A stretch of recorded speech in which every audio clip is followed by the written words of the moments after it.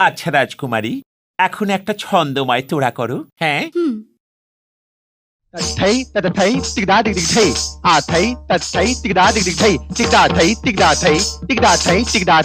থামো উত্তরা, এরকম নয়।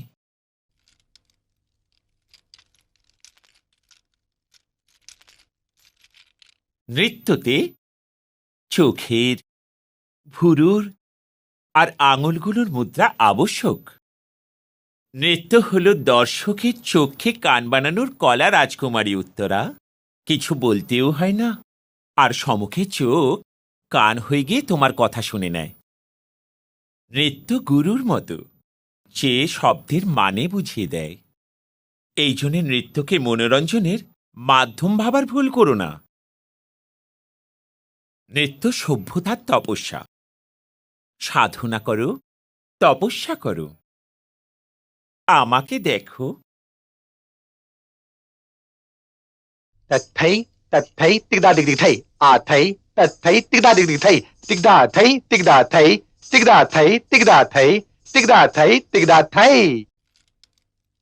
এবার তুমি করো।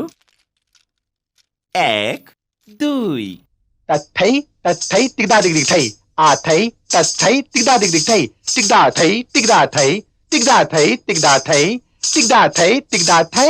হ্যাঁ, রাজকুমারী জয় হোক।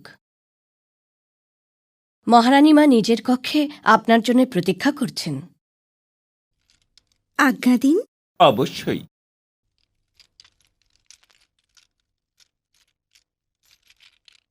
দীর্ঘজীবী হও।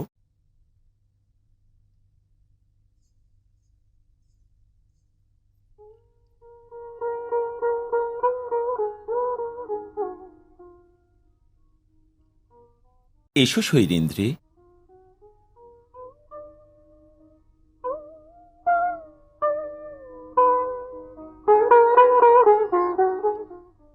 পাঞ্চালী, নিজের চোখ থেকে প্রতিবাদের কাজল মুছে ফেলো পাঞ্চালী।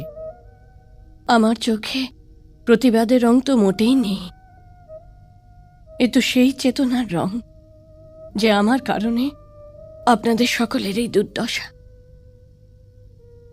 সর্বশ্রেষ্ঠ ধনুর্ধর গান্ডীবধারী অর্জুন বৃহন্নলার রূপে পাখোয়াজ বাজাচ্ছেন। পবনের মতো শক্তিশালী ভীম রান্নার পাচক হয়েছেন। সম্রাট যুধিষ্ঠির এক রাজার সভাসদ।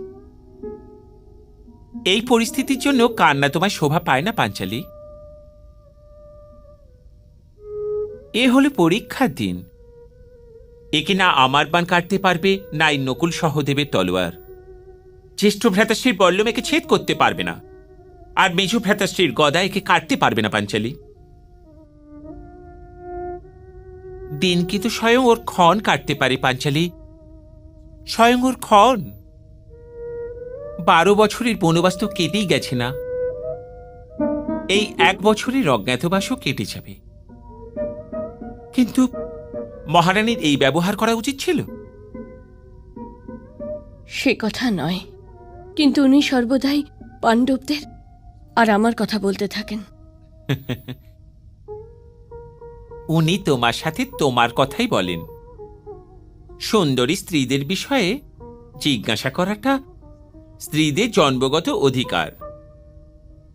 একদিন তুমি ওকে বলেই ফেলো যে ইন্দ্রপ্রস্থের পাটরানী দেখতে কেমন, কিন্তু না, বলবে না।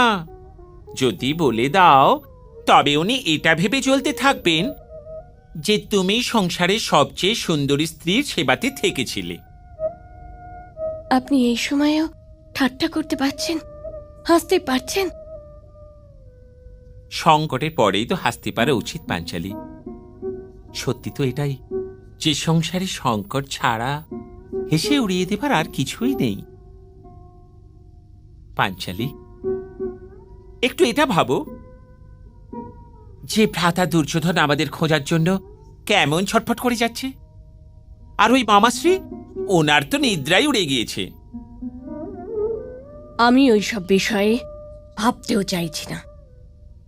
যদি ভাবি আমার রক্ত গরম হয়ে যায়। মহাভারত